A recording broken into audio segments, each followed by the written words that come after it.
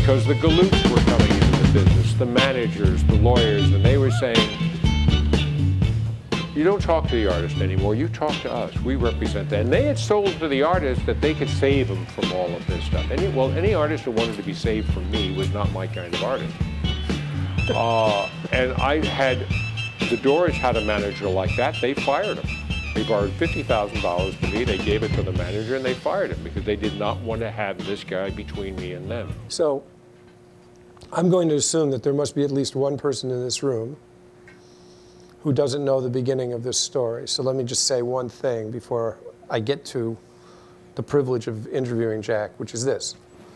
All great independent record labels were the product, the great ones, were the product of an individual's vision. And I think Elektra was one of the more, and all of them were unique in their way, but Elektra was one of the more diversely unique because it was the product of a young man who had grown up in New York City with, I'm going to say, and you can correct me, Jac, the two passions of loving recording and sound and loving music, which, as we know, can be two different things. Jac brought them together in a unique way before he graduated college. I didn't graduate. It's okay, neither did I.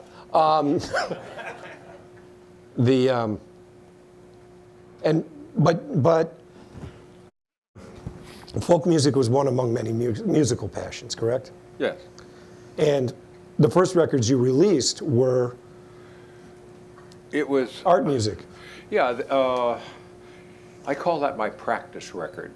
I needed somebody who I didn't think was going to make a career of this so that I could learn in the process of making the record without ruining their lives.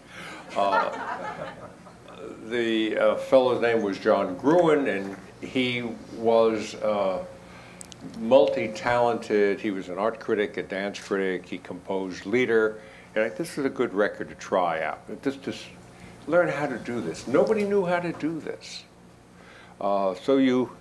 And that was a real blessing.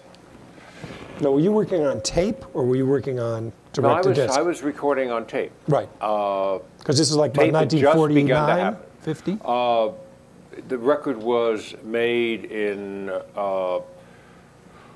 October of 1950 and released. Had a lot of problems in the mastering because I was using a major labels facilities. I learned not to do that very quickly. Just avoid the major labels because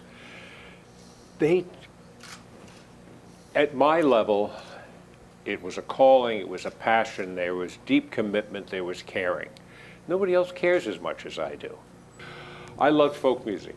I had learned folk music, such as it was, from helping a friend of mine who had cerebral palsy stack his 78s, 10-inch 78s, untying that little spindle. Sometimes he generally did really well, but every once in a while I'd hear an awkward screech like a cat's tail had been chomped off. And I'd hear Bob saying, "Jac," and I'd go down there. But that's where I first heard Josh White, the singing Christian, Leadbelly, Woody Guthrie, John Jacob Niles and his ethereal voice, Susan Reed singing folk songs, a lot of material. And what I was looking for, a lot of the other independent labels were doing classical material.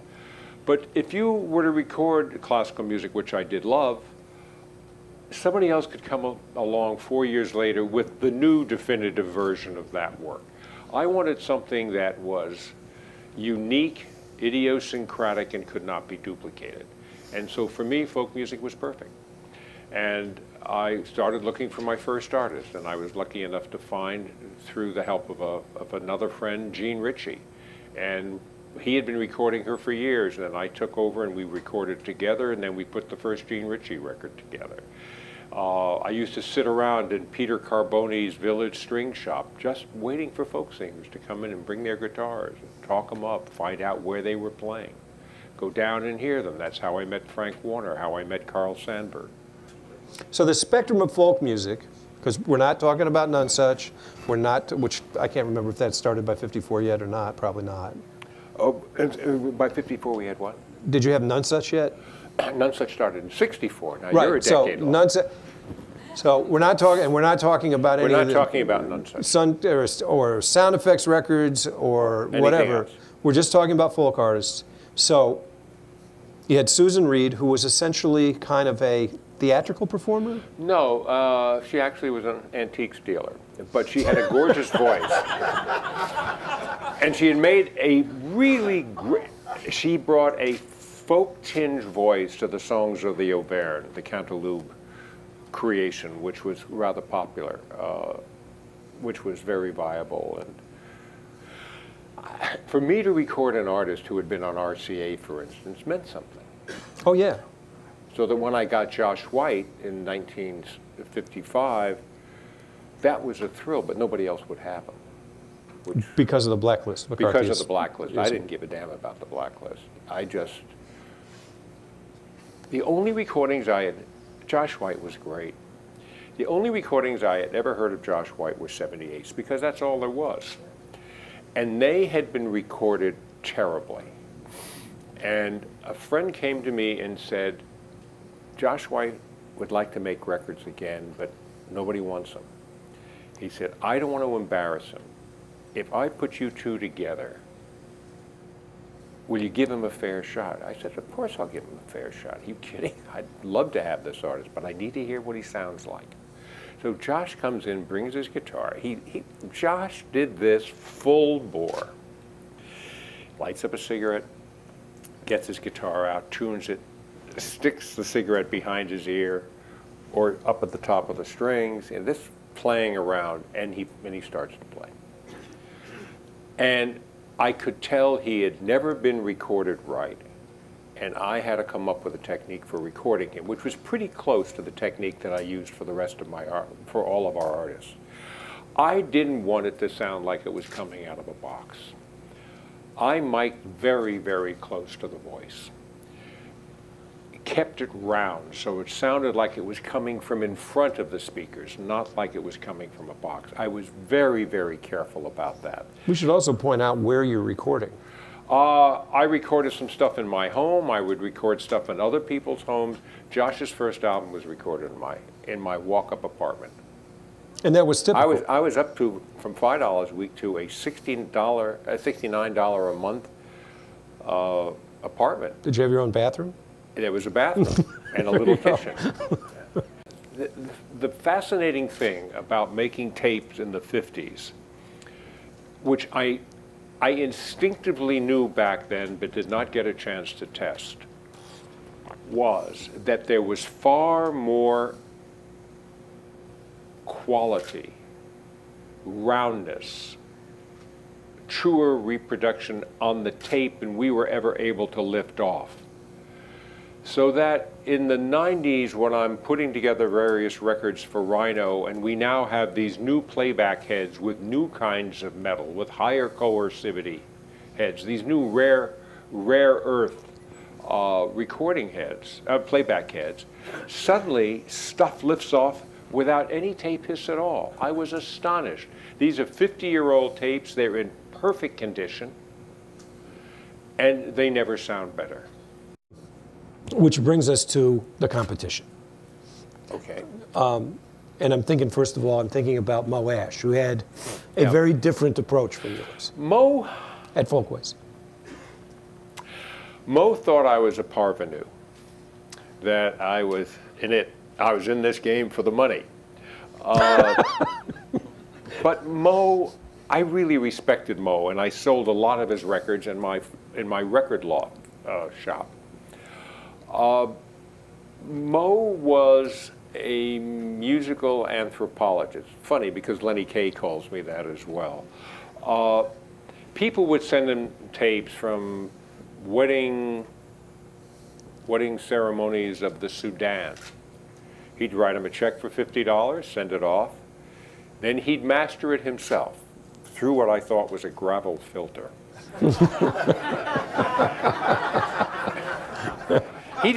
He cared about the reality of it and not about much else.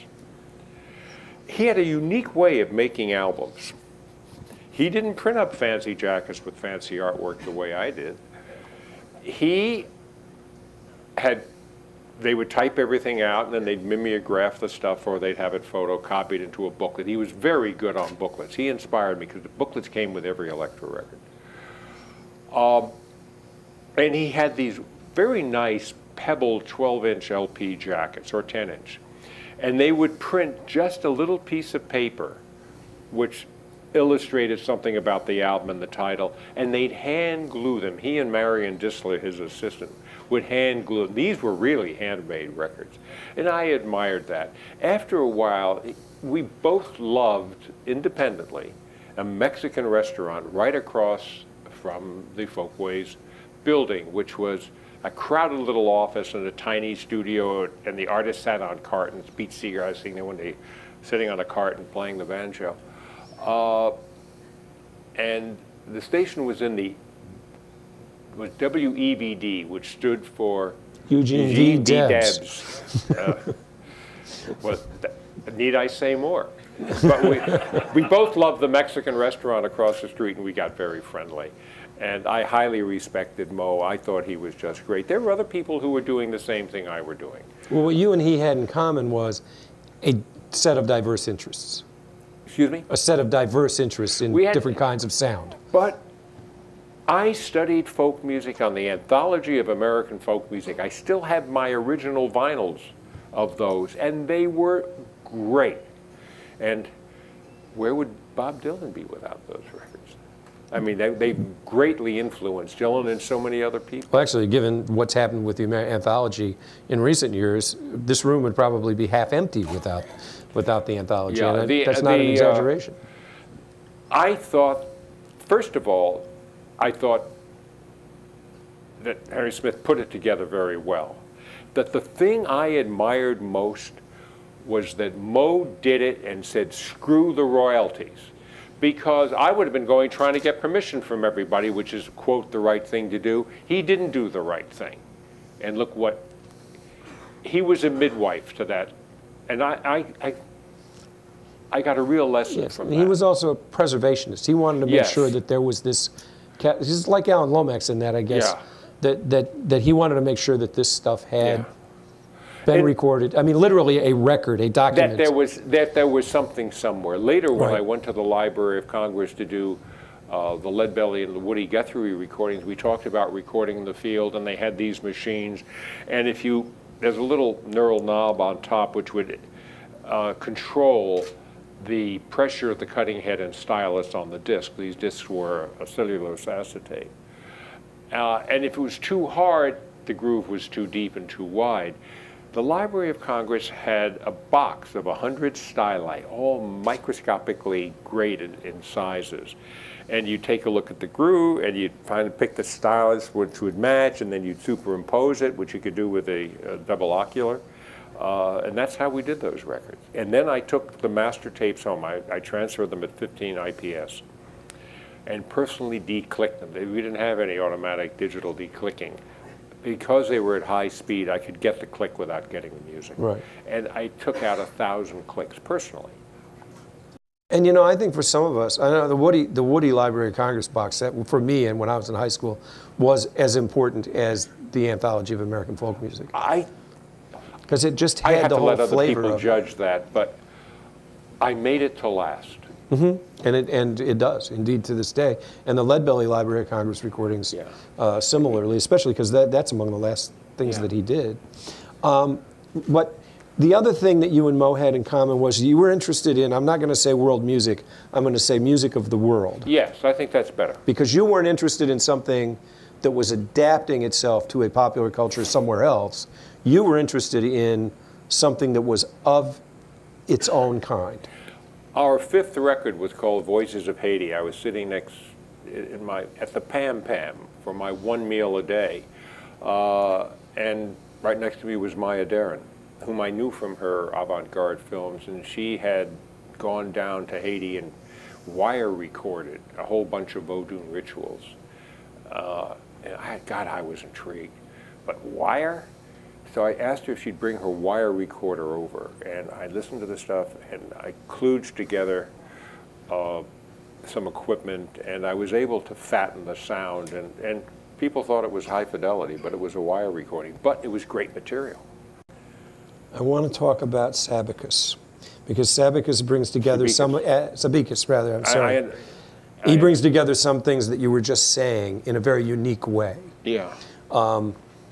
It starts out of whether you were going to record him because he was so expensive, right? Yeah, this was Saavik was really the greatest flamenco guitarist of the 20th century, bar none. A friend of mine who had put $10,000 into Elektra said, I know about this guy named Saavik, and he's the greatest flamenco guitarist of the 20th century. So we went to hear him at something, and he was right. It was just terrific. And he said, he wants $1,000. I said, what? No, we're talking 1956, $1,000? But then I came to understand that with Saavik, who was a real gypsy, the idea of royalties or something in the future meant nothing to him. Gypsies live in the moment. So he was figuring, I give a performance, I get $1,000, and this is a performance. And we told him that we would not release any track that he did not approve of. That was the secret sauce that got him to agree. Then we did 4 albums together. But you told me when we were talking about it last night, yeah. You said that you had to work out in your mind why he needed the $1,000. Excuse me? Why he needed the $1,000. You know, because I thought I covered it, but that's what he got for a performance. He wanted his full performance fee because he never expected to get anything in the future. Because he lived totally now. He had no concept of royalties. And that was part of and neither do most record companies. Thinking in that. I'm really hard on record companies that don't pay their artists, which used to really be true, especially the race labels. It's not true today, but it was sad. I mean, the whole folk theory or cloud at one time, the mystical pronouncement from whom I do not know, was that to be folk music, it had to pass through an oral tradition like water over a rock for so many years until it lost its, quote, original ownership. The minute you had a recording machine going into the field with Alan Lomax, or you had television, or you had anything, all of that disappeared. And we were at that point. So anonymity doesn't make any sense anymore. The folk tradition doesn't make any sense. Someone once asked Pete Seeger, well, how do you know if it's a folk song? And Pete said, God bless him, because if a folk wrote it, it is. And so I started looking, we're sitting around, and I immediately start looking for singer-writers, because I know that's what's going to happen next. And that is going to be not only an idiosyncratic performance, but it's going to be a writer and his own music. And we very quickly signed Fred Neil, Tom Paxton, one of the great singer-writers. Tom Rush, who later wrote, I got encouraged my artist who wrote, Judy has written some gorgeous songs. You heard Since You Asked, kind of underneath the portrait of the albums. So we were looking for singer-writers. I want to talk about commitment for a moment because it's just fascinating as to, I was committed, and probably should have been, very, very early in what I did. There was no doubt that this was my calling. I was going to do this, and if I died in my chair, that was okay. The commitment was total. Many, many years later, I'm reading, someone gives me a letter written by the gentleman who headed the 1951 Scots assault on the summit of Everest. And he says something about commitment. He said, once you make the commitment, forces come to support you that you never could have thought of or never counted on. And that has been so much a part of everything that I've done in music or outside of music. Once that commitment is made, and you're true to that commitment, and you don't choke up on the bat and try to cheat on it, you get help. And I've been the beneficiary of much help over the years. Which leads me to the story of David Lewiston. David Lewiston is a guy who became interested in music of the world. He got himself a small, portable Nagra recorder, a very, very good recording machine, some microphones, and he started recording in Indonesia and basically the East Indies and that part of the world. He's looking, he's got all of these tapes. He goes to Sam Goody and he's looking to see who has the most music of the world. And he keeps seeing Elektra stuff. And then he sees none such, because we had Joseph Spence and a whole bunch of other important things. Music of Bulgaria. Sends me a note. I said, come on up. He comes up, and this is the man who walks in with music from the Morning of the World, the Gamelan Orchestra. We took everything he had to offer. He wrote brilliant notes, sent them back out in the field, and he must have made 25 albums for us over the years of all kinds of world musics. Brilliant records. They're still in the catalog. Well, that was actually part of the was that part of the theory of Elektra, that you didn't, and no such, that you didn't delete things? Yeah, no, we had a policy, if we didn't keep it in print, you weren't going to be penalized. Send us $10, we'll make you we had special master tapes, 7.5-inch master tapes that fed a cassette machine, and we'd Xerox the stuff and send it back. So you're doing print on demand? By the way, we're going to be doing that at Rhino for a whole bunch of Elektra stuff. We're going to make them available online at the original prices.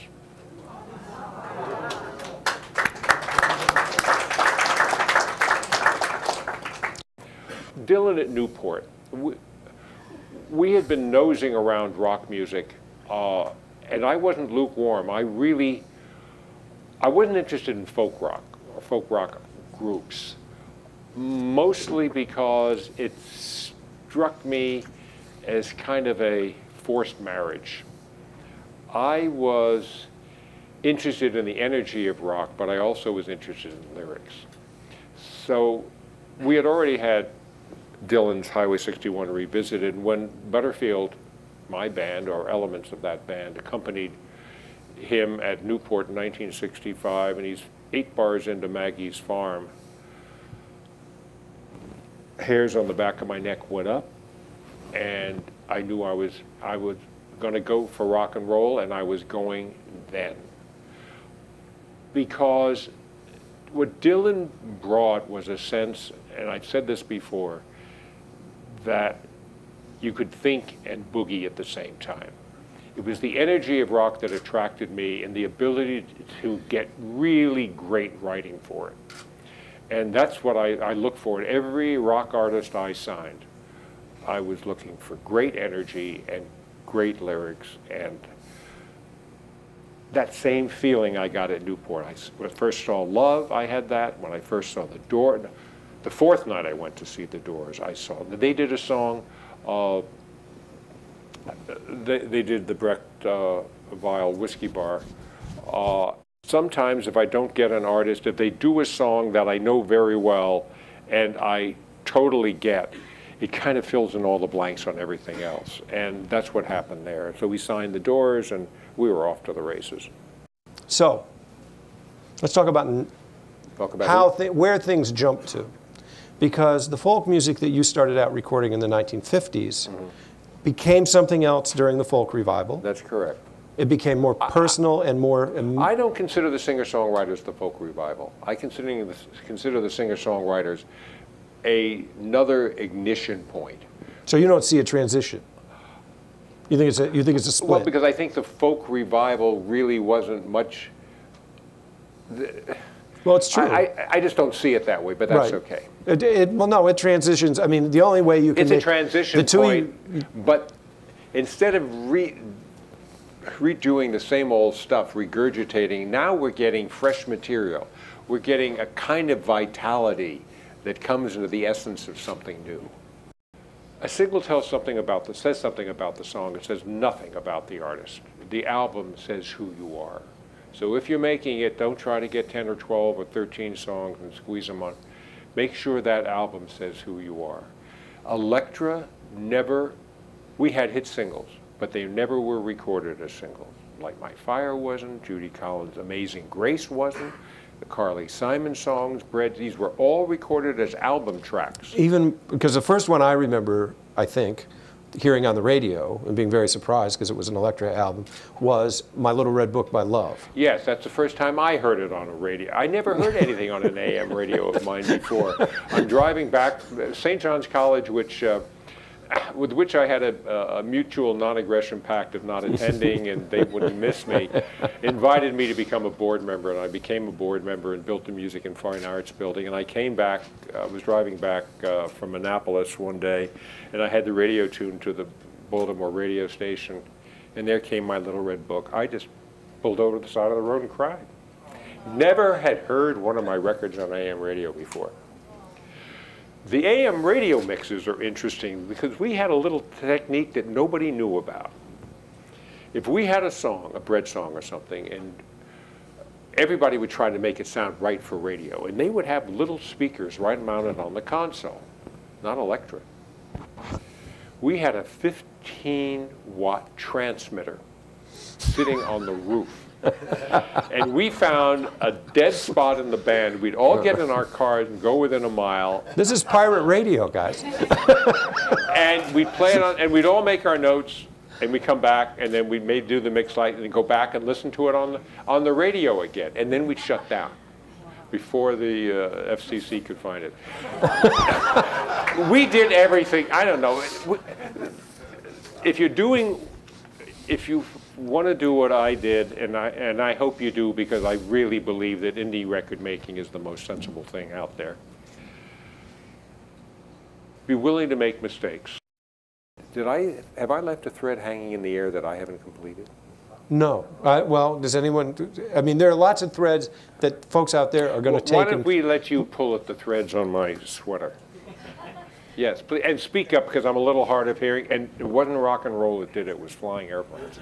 The artist not mentioned yet was Phil Oakes. I heard about Phil by reading Broadside, and I went to hear him play, and I thought he was kind of a diamond in the rough, which I liked, because he was a lot like Woody Guthrie in his way. He just put the songs out there.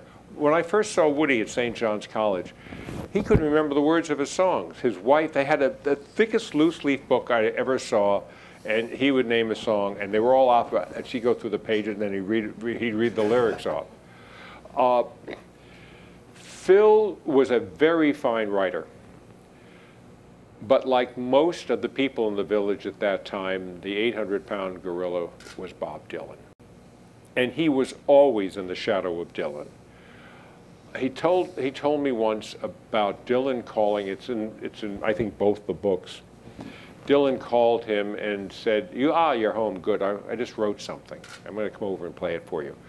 Now, Phil had been working on Changes for over a month, and Changes was a fine song, and he wanted to play it for Bob to show him how much he had grown. Bob comes and he said, I started it this morning and I just finished it. It was like a Rolling Stone. It's got to be like a whole shitload of manure lands on you. It does dampen your enthusiasm. Phil also felt that he wasn't getting enough from Elektra. That he thought we were the wrong label. We were not. He also wanted a pop career, which I didn't see. And I thought it was, why, you go out and you get a gold lame suit and you look like Elvis. You've just been in competition with Dylan. What do you want to be in competition with Elvis for? You're not going to win that one either. That was a shame, and the demons really got Well, I was going to say that, to me, the gold lame suit with Phil was the beginnings of the demons. So I needed to find partners who also had the same problem. And I had been talking to Atlantic and to Warner's for a long time about this. Warner's and Atlantic had been acquired by a company that later became Warner Communications.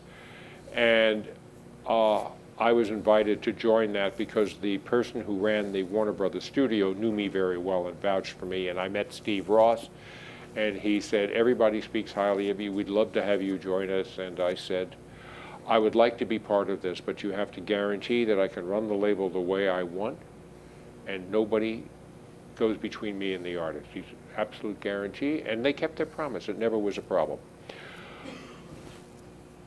I had done everything I could do in music, I felt. I loved it. I suddenly go to Warner Communications, and they build a group around me, which is Peter Goldmark, who ran the CBS Labs, Ted Ashley, who ran the studio, Spencer Harrison, who was a business affairs attorney, and me, who was a futurist and a technologist. And my job, together with them, was to find new directions to take the company. In the first place, we mutually decided to take it was cable. Those of you who have Time Warner Cable, blame me.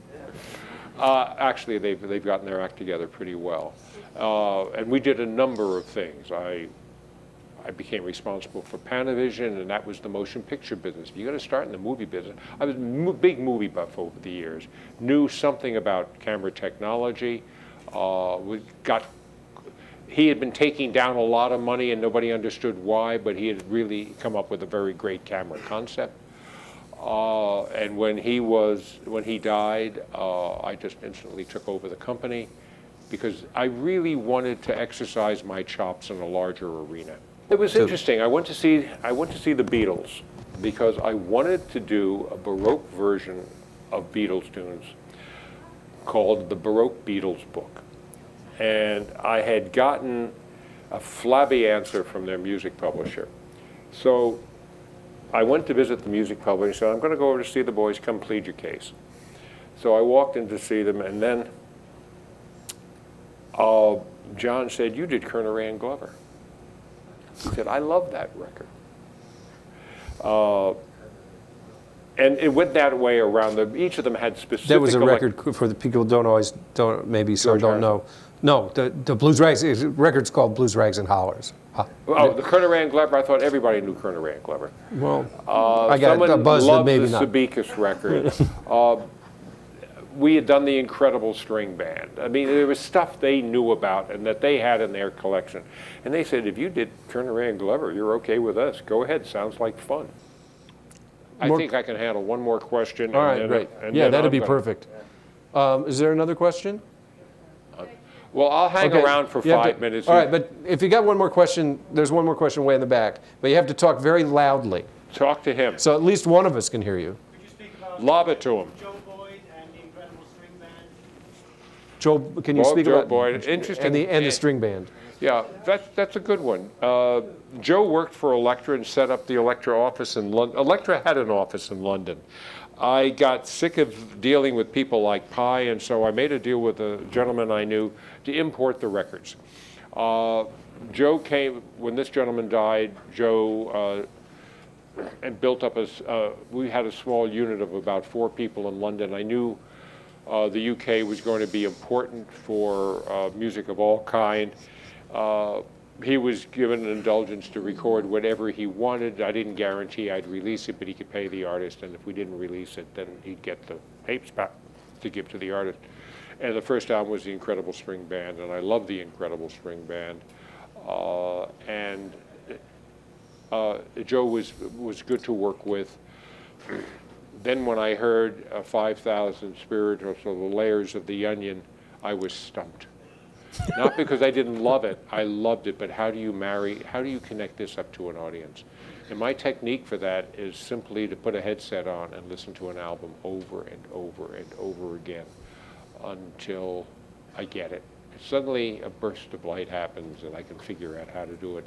And it was enhancing the stage show a bit that I thought would make the most difference. And we put together the girls with the Incredible String Band, and we brought them to America where they had and they would sell out the Bill Graham showrooms, Winterland, and whatever the thing was, East. Fillmore East, yeah. Fillmore West. Fillmore East and West. And Joe has had a remarkable career. He started Hannibal Records. I saw him when I was in London recently. Thank you all. Thank you. This has been great fun. Whoa.